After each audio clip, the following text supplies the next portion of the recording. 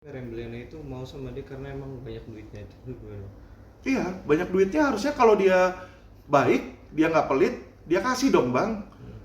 Masa sih lu cewek lu tenteng-tenteng, selingkuhan lu tenteng-tenteng, terus makan aja suruh dia yang bayar, gimana gitu kan? Katanya kaya, itu yang jadi pertanyaan saya. Ya, saya aja jangankan selingkuhan ya, baru pacaran sama saya, ya kan? Itu pasti pacar saya kasih barang, ya kan? Saya kasih hadiah, pasti situ. Baru kenalan pun mungkin kita kasih boneka, kita kasih jam tangan, kita kasih baju, kita beliin hadiah di situ ya. Lah ini Meriam Bellina ini sudah bukan pacar lagi loh. Dia akui sebagai istri siri atau diakui sebagai selingkuhan, cem-ceman di situ kan. Masa sih lu nggak kasih apa-apa? Itu loh maksud saya ya.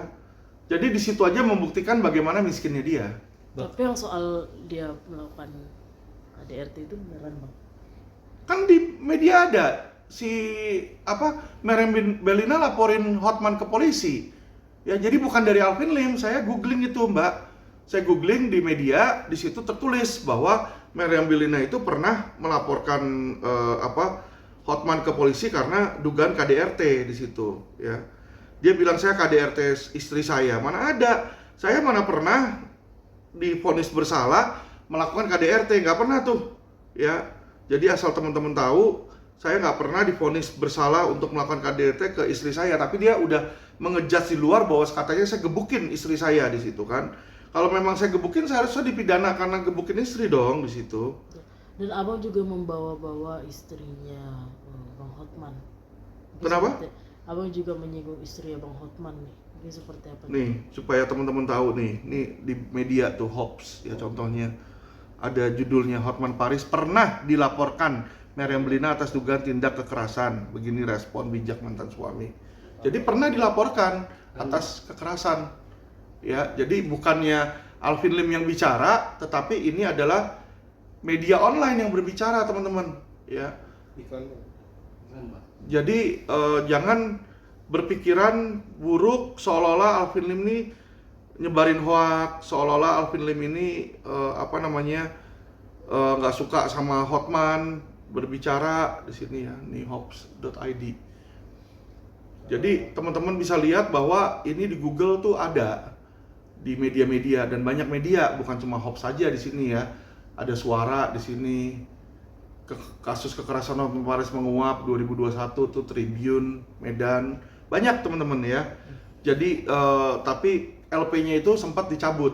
Jadi Meriam Bellina laporin si Hotman ketakutan kalau itu naik nanti dia masuk penjara, dia bujuklah si Meriam Bellina untuk cabut LP tersebut dan LP tersebut dicabut, makanya stop karena itu delik aduan. Dan abang juga menyinggung atau membawa-bawa istri Bang Hotman.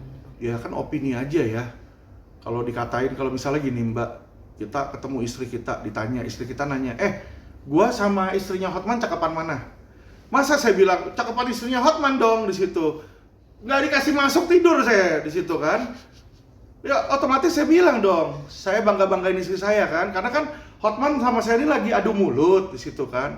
Ya saya bilang ya kan, menurut saya istri saya lebih cantik daripada Hotman Paris. Ya normal lah menurut saya, kacamata saya kok. Tapi kan kacamata Hotman mungkin beda, atau bisa aja sama, dia bisa bilang iya sih istri Alvin lebih cantik, kan kita nggak tahu ya. Kalau dia jujur kan harusnya dia ngomong gitu ya kan. Tapi ya yang namanya kita berbicara tentang istri sendiri, nggak mungkin lah kita bilang istri kita lebih jelek dari tetangga lah. Di situ digaplok aja bisa kita kan, dibilang lu kalau gua nggak cantik ngapain lu kawin sama gua lu, hah? Di situ kan ya, apalagi istri saya galak kemarin kan, lihat aja sama wartawan aja bentak-bentak kan sama. Berarti saya kalau bentak-bentak lebih gila lagi. Suami-suami takut istri ya bang? Iya, lebih gila lagi itu ya kan. Jadi walaupun saya kelihatannya galak ya kan sama keluarga, hati saya Hello Kitty lah. Bang Alvin menanggapi terkait maksudnya Bang Hotman itu kan masih sering sindir-sindir Bang Alvin, mohon maaf terkait gigi Bang Alvin lah, terus terkait soal Bang Alvin sama dia tuh bagaikan langit dan bumi lah, dari terus karirnya lebih harus banyak belajar sama Bang Hotman lah, lawyer untuk menjadi menangani tersangka kasus lah gitu, lawyer menjadi tersangka lah, di penjara lah gitu, mungkin gimana Bang? Ya itu kelihatan banget bahwa si Hotman ini nggak pernah ngecek ya Saya lawyer jadi tersangka. Saya tersangka itu kasusnya sebelum saya jadi lawyer. Kasusnya tahun 2015. Saya jadi lawyer itu 2019. Ya. Jadi itu kasus yang ada sebelumnya ketika saya masih bekerja sebagai di perusahaan asuransi, bukan sebagai lawyer. Ya, jadi otomatis nggak bisa dia samakan seperti itu satu. Ya. Kedua, kalau dia bilang dia lebih senior, dia lebih hebat di situ ya. Satu hal, jam terbang itu tidak serta-merta mengejudge berapa hebatnya orang. Ya. Kenapa saya bilang seperti itu? Contoh, Jokowi, berapa lama dia jadi gubernur sebelum dia bisa jadi presiden? Cuma setahun setengah jadi gubernur, naik jadi presiden.